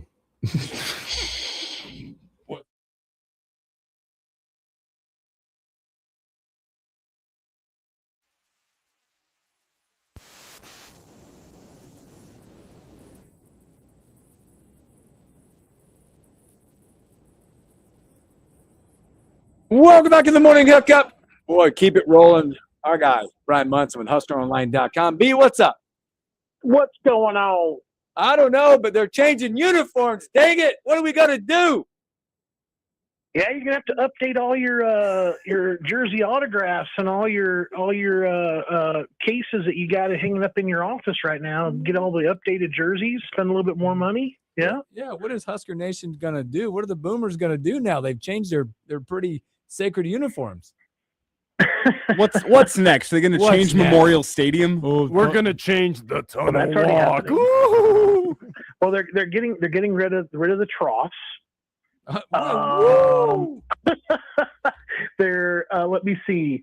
It seems like Memorial Stadium can be leased out for anything, including a par 3 golf course. What else we got? Jerseys. We're going to change the tunnel walk, renovation. Yeah, I mean that is something that a lot of people that draws a lot of conversation on the old Red Seas about when are they going to do something like is Alan Parsons' project played out, and what would you decide to like change it to? They're making some great royalties, I'll tell you that much. Oh, well, I mean, geez, go back to anything Chicago related back in the late 80s, right? I mean, that's where it all really started too. So it's, I don't know. It definitely feels like there's some refreshing happening between jerseys and facilities and all that good stuff. Well, you know what else has been new? It's the high closing rate of Nebraska football recruiting in recent times in the month of June. They've been on the proverbial fire, and I'm pretty sure the uniforms are why Mr. Barrett Cottrell said, yeah, I think I'm in. I see those new digs. I'm all in. Give us thoughts as that commit came across. And I think the question being is the title of your article never means more than what does it mean for Nebraska to get a kid like that, to keep him on board? As we talked last week, his comments led you to believe, I don't know where he's at, what's going to happen, but ultimately he lands at Nebraska. Barrett Kittrell, Ashland, Nebraska. Husker legacy. Dad played fullback. Older brother played fullback and tight end. But Barrett himself does not need their coattails. He is a tremendous player. That's just an additional thing. I didn't start out my story, yesterday with, Kittrell is basically a legacy, bring along kind of guy. He's not Flounder or Pinto or whatever from Animal House. He has his own things going on for him. He is a 6'4", 275-pound guy that I think Nebraska honestly feels like he's still growing, and they see him as a 5-position offensive line player. Which I mentioned in my 3 and Out a week ago, even when Kyler Kuhn was still on the board, Nebraska was kind of, pairing out the center position for Kyler. Then they had pitched Kittrell with Kittrell. I keep saying that Kittrell. They pitched Kittrell with playing all 5 positions. I was like, well, these guys aren't afterthoughts, or they aren't cherries on the banana split. These are incredibly important guys to an already very impressive room that Jeep Wade has pulled together. And I think what makes Kittrell a really interesting player is his athleticism. I think his explosiveness. I think he has an edge to him. I think he's a high IQ guy. I think his intelligence will allow him to kind of get in there, absorb everything that's happening along the offensive line, and be ready to go, I think, at any of the 5 spots at any one point. I just think I think this is overall a really solid group. I think everybody would agree that, getting Kyler Kuhn also yesterday would have been really terrific, but I don't know honestly how Nebraska was going to support 6 guys in the class on the offensive line. I think at some point you just kind of, there's a diminishing return that's there. You ultimately start butting heads within the roster, within the room, and getting everybody on the football field. I mean, you're already talking about 6 guys that are in the room. You're adding them. You can't get them all on the field at the same time if you had just a blank slate, and a brand new team. So I think that would have been interesting, but I don't know what it really would have done to the whole entire room. I think Kittrell, however, on his own, this is a fantastic get. The athleticism is there. It's what Jeep Wade is looking for. The explosiveness is there, which is really what you need to be, I think, to set yourself apart from other offensive linemen in the Big Ten. And I think that they feel like they got a guy that's versatile enough to play all 5 spots. So good get for Jeep Wade in Nebraska. I honestly don't think that we're having this conversation unless Jeep Wade is the coach in Nebraska too. It took Jeep Wade coming to Nebraska from Georgia Tech to really see the potential there in Kittrell. And I think that recognition gets a little lost when it comes to where we are now with the commitment. Being an in-state kid, he didn't have an offer. He didn't have an offer until January, February, until things really started to pick back up with Nebraska. What does it say about Jeep Wade it kind of feels with Kyler Kuhn going off to Missouri, like Nebraska is done on the offensive line front, barring any sort of decommitments or anything. What does it say to you that Jeep Wade comes in as an assistant coach who joins this summer, and before June 23rd, he's already done on the offensive line?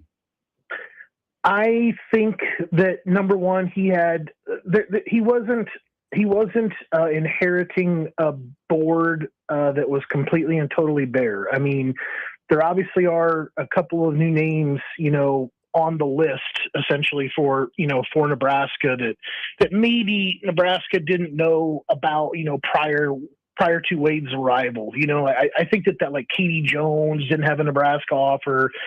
Kittrell didn't have a Nebraska offer, but you had Alou, you had Agbanoma, and missing it. Oh, obviously Erickson was already on board. So you had 2 guys that already had Nebraska offers, that already visited Nebraska, but those guys were in Georgia.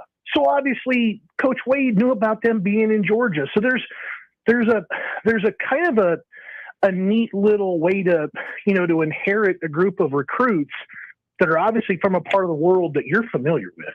That makes it very handy for those guys to be able to kind of, put the things together, feel like, like we understand each other. There's a relationship there. And I think then that, Coach Wade, I think he's going to have to do some different things kind of moving forward in future years. I mean, if you kind of consider where he was at in his part of the world before, in Atlanta, Georgia, he really only ever had to get in the car and drive to recruit his room.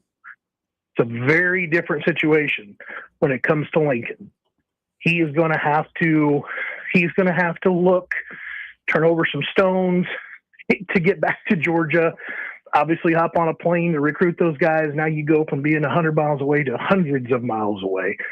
And it's a different relationship that you kind of have to develop because you're not at an in-state school. You're likely not going to have ties to these schools, that are still relevant, in the coming years. So you're going to have to find a way to stay relevant, where it's recruiting other players from the school, dipping in there, seeing the 28s and the 29s and even the 2030s as you can do it as the evaluation periods come up. So things are going to really get interesting to watch Coach Wade, go through the evaluation process and really get after his recruits again when he doesn't have, that ability to just hop in the car and head on down the road to Loganville or Locust Grove or wherever it is in Georgia that he would go find the next Timialu or Agbanoma. Brian, when you look at this class, and here's the breakdown. You got 7 players from Georgia, 5 from Nebraska. Now, a couple of those are imports that you moved around from other states, but 7 players from Georgia, 5 players from Nebraska, a couple from Florida, a couple from Missouri, and then you're kind of scattering around some different states and areas. But how much of the breakdown of this class has to do with the relationships that you talked about between Jeep Wade and Addison Williams being able to recruit Florida and trying to cultivate those relationships? And are there still relationships to be cultivated from this staff inside the state of Nebraska? Do you think those need some repair? I think the in-state stuff is always in need of constant maintenance. I think it's smart, number one, to do. And I think the area coaches, want to feel like they're important, like what they're doing is important, that what they're doing is supporting the in-state school. So I think whether it was like an old, Ed Foley type of campaign where you put a person in the car and they just do the rounds and they hit everywhere, or if it's more specific and driven more towards, like the actual guys that you feel like are recruitable, that could potentially be your guys. I think you need a little bit of both, honestly. And then as far as other areas, it's really interesting you brought that up, because that was actually a question this morning on our chat on Red Sea Scrolls. And I feel like one area that Nebraska, they got Coach Barthel, and he does a pretty good job in Chicago, but I think Nebraska needs to really dive into Chicago. They grabbed in Puma 2 years ago. They got Trey Taylor, who obviously has transferred since, but everybody in the Chicago area is going to know who Trey Taylor is. Everybody knows who Trey Taylor is. So I think that that's something that Nebraska needs to continue to leverage. I think what's also interesting, obviously, is that, E.J. Barthel has been working North Carolina pretty hard. And I think that you got North Carolina. I think you have Illinois and Chicago specifically that need some more attention. I think Pennsylvania is another area that Nebraska's tried desperately to kind of leverage any type of Temple relevancy that they've had, with Matt Rule coming to Lincoln as a former Temple head coach, and the rest of that staff kind of coming from, or part of that staff coming from Temple before and even being from Pennsylvania. So I think that there's a 3 different areas where I think that, it could work to where they could develop a little bit more of a pipeline. But I think as far as NIL goes and the rev share and stuff like that, it's turned into Nebraska was always a national game anyway when it came to recruiting, but the rev share, the NIL stuff, it really drives more of a national kind of recruiting process, not just for the Huskers, but for everyone. Again, we're speaking to Brian Muntz with HuskerOnline.com. Hey, B, give me some thoughts here. I wrote this down. I'm trying to figure out how to ask it. With the 27 class, how good it's starting to shape out to be. Give me thoughts on the 26 season and expectations of that team and how it relates to the 27 class. Because I think there are going to be a lot of kids looking at that 26, way it looks, the way it feels. And I don't know if it's like the 26 class has some expectations to shake hands with the 27 class coming in. Yeah, well, I mean, I think ultimately they have to understand that they're going to be in the room with them. You know, they've met them more than likely, and they've had a chance to hang out with them, you know, whether it's on visits or other time, you know, that they've been there, obviously, in Nebraska. But I think, you know, I think the interesting parts obviously are going to be that those guys are obviously aware of several of the guys in the class. You know, you've got Trey Taylor, you got Tay Ellis. Those guys moved to Nebraska. They're going to be around Lincoln, you know, basically as much as they can be, not in the dead period, but otherwise, you know, they're going to be around. They have been around up to this point as well. And I think that's, you know, the quarterback's room obviously is going to be very aware that, you know, Trey Taylor is going to be in there, you know, starting in December when he can enroll, maybe when they're going to a bowl game, he starts getting involved in bowl game practices, and how that room is going to look in January, how the competition is going to be. And then I think obviously then, you know, you take a look at the other early enrollers, guys that they know that are going to be enrolling early, how that kind of works out. I think that, you know, there's several guys that took advantage of getting into Lincoln early that could go to Las Vegas and go through the bowl game practices, and that was very helpful for them. So that's another part of it there too. So I think that there is a handshake. I don't think I would be worried too much about like, you know, being any type of ill will or anything like that between the players. Brian Munson with us here, HuskerOnline.com. And Brian, as we look ahead to what this season can be for Nebraska, I mean, I know a lot of folks wonder if it's a good season, can Nebraska get themselves back into the Ahmad Hudson race? I mean, they are back in, but more firmly in the thick of it, make that more of a 50-50 battle. But on the flip side of this, are there any names that are in this class that you think Husker fans should be watching just to see how this season goes? Because, you know, the interest is high and they might be on decommitment watch as the season goes on. Wow. You know, I think Nebraska has been through probably the worst part. And that's good news, right? Because you fought it with Amir, you fought it with Torrey, you know, you've even had Trey Taylor talking about it. I mean, if you're fearful of anything kind of moving forward, it's with Trey, right? Mm-hmm. I mean, you have to consider who the schools were that were knocking down his door and coming to his school and checking him out. Ohio State's not going to stop. Yeah, they got a 2027 quarterback commitment already, but the words that Ohio State used to describe Trey Taylor, my coach tells me to recruit the best quarterback in the country. You're the best quarterback in the country. That's why I'm here. It's not going to end for Trey all the way to December. And we've heard how he's going to handle the process. I need to have the conversation. I need to talk to them, and I need to, you know, this is the first decision that maybe hopefully will be the last, but something else down the line happens. I don't want to burn a bridge, and I'm not going to burn a bridge with the guy that you know potentially is at Ohio State. That would be definitely a pretty interesting little landing spot in a year or two. So I think Trey Taylor is the guy that everybody's going to keep and remain circled. It sounds like things like with Torrey Pittman are calming down a little bit. Things obviously with Amir, those have kind of calmed down a little bit even before we got into like spring game, like that article that really went out there about like the Alabama offer, the board for the Crimson Tide at running back.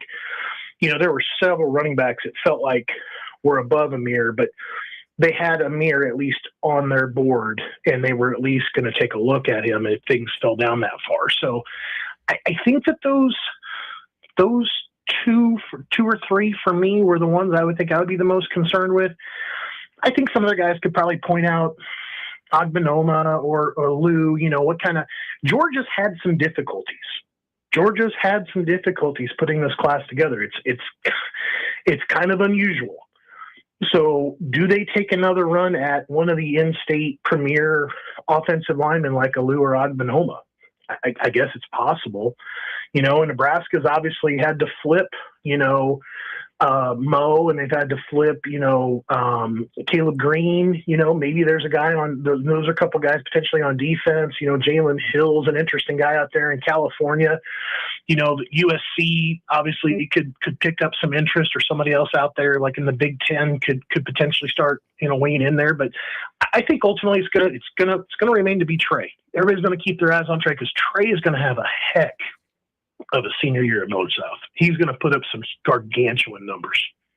Brian, as we kind of look forward, there's some other uncommitted recruits that are set to sign and commit somewhere. Not maybe sign yet, but going to find a place that eventually they want to sign in December. Let's talk about Albert Simeon here for a little bit. Announced that his commitment date will be June 26th. What's the temperature right now? Who's the leader in the clubhouse? Where does that recruitment stand?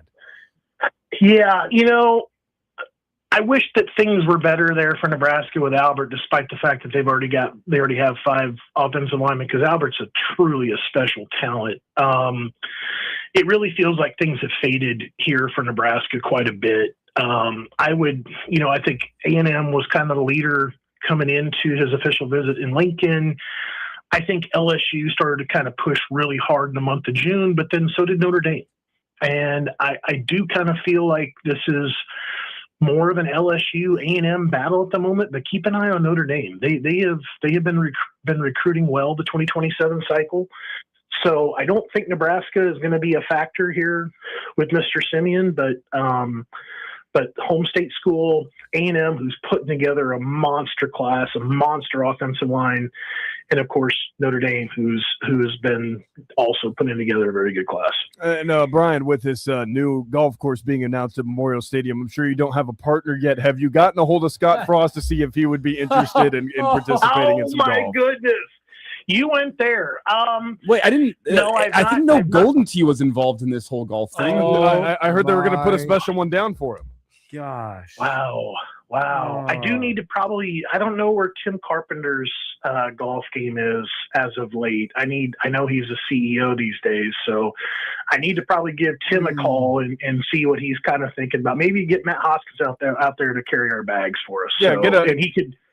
Get Sean Eichhorst to hold the flag stick while you're at it. Oh, gosh. And Hooksy can pour the drinks. Pull the pin for me there, Sean. There's another Husker that can get you the drinks, but I'm not going there on that one. My goodness, where are you going?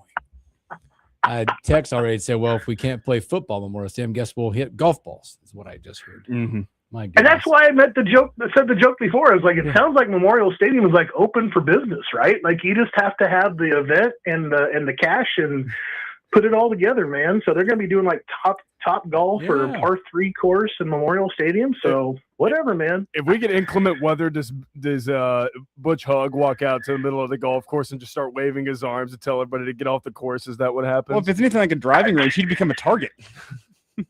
I don't think that Memorial Stadium can hold my slice. So I think I'm going to have to abstain just out of respect for the stadium, the history, and generally speaking, the great people of the city of Lincoln. Oh, man, this is such good stuff. If we get one Chris Schmidt out there, we'll be replacing windows on the press box. And we're going to have to make sure all the retaining walls are knocked down. I will not give him I'm going to have to tee off south to north because I want to take the press box out of the equation. Otherwise, it's fair game if I'm going north to south. Oh, boy, this is going to be good. We need to get a golf thing together with all of us now. This will be great. Oh no! I make the guy in Caddyshack 2 slice look tame. No, you don't want that one. You get Rodney Dangerfield out there. Did you even mean to hook it that far? Hey, as long as you know, I always say, as long as you know how to play it.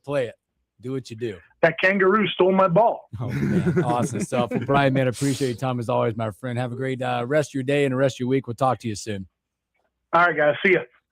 Oh, boy. Brian Munson, HuskerOnline.com. Great stuff from him on the Tuesday with the morning hookup. Let's take our final break, come back with stories that we missed.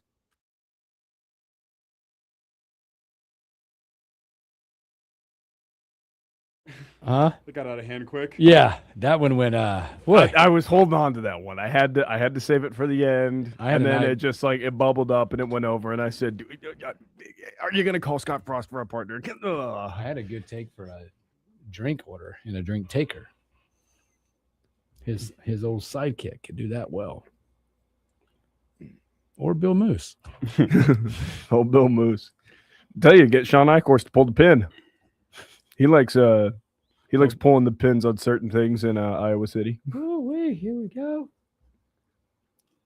That was good. Even better than a Tuesday. We do have to get the Bill Hooks v. Justice, Elijah, and YZ scramble team and see who wins. Mm-hmm. Let's go.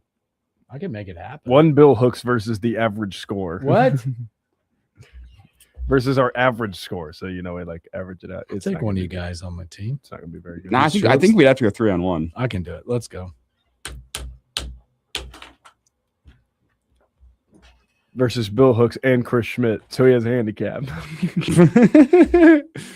Play it from the living room. Schmitty, how did you get on the roof? Never remind you of Caddyshack. Didn't he hit it from the pool table? Hey, as long as I give him all the logo balls possible, he can be a co-director of marketing for us. Guys, that's the 6th straight hole. I found a Slim Chickens ball. Hey, look what's inside. It's a $5 voucher. God. Just gift cards attached to them. What is this note? With love, Chris Schmidt, huh?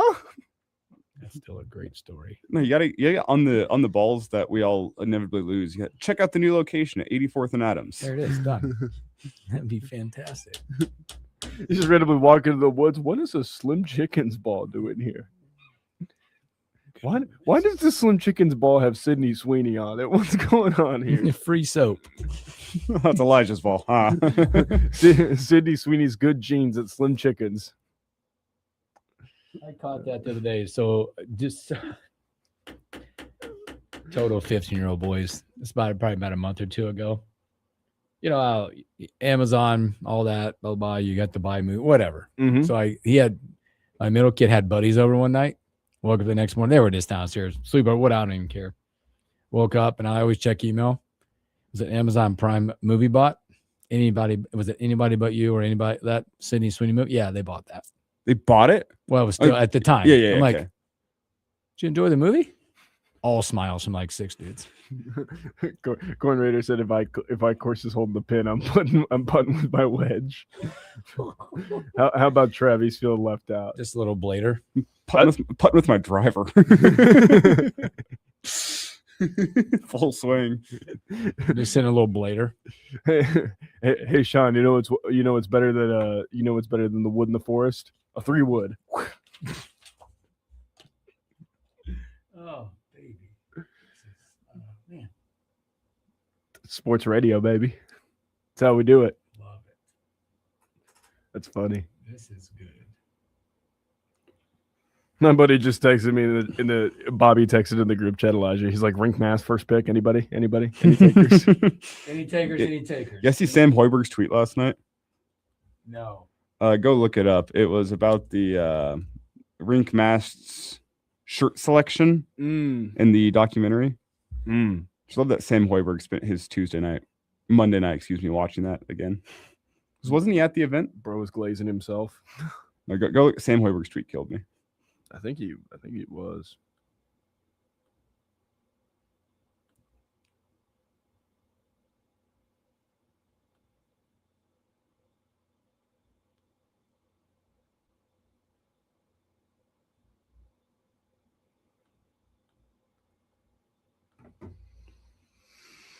Sam Hoiberg.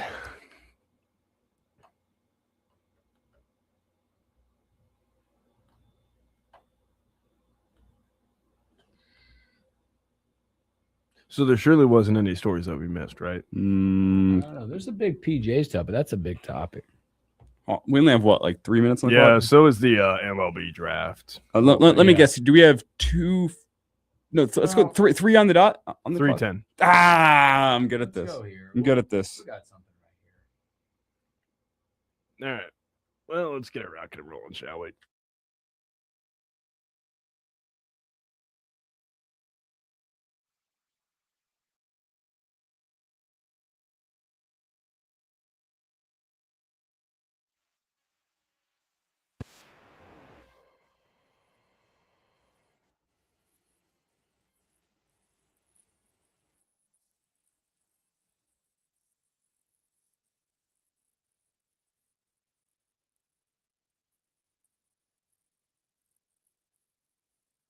Welcome back to the Morning Hookup. Special thanks to the Bright Month with HuskerOnline.com.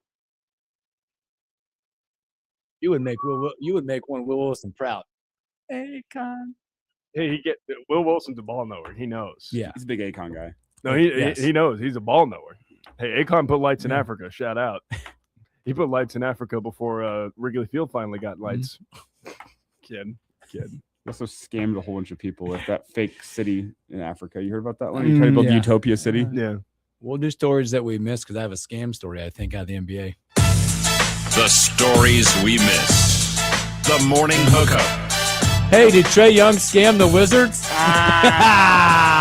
4-year deal shy of the max for $212 million. Trae got paid. You want to live in Washington, D.C. for 4 years? Are you kidding me? I guess $250 million sweetens the pot, but Whoa. my goodness.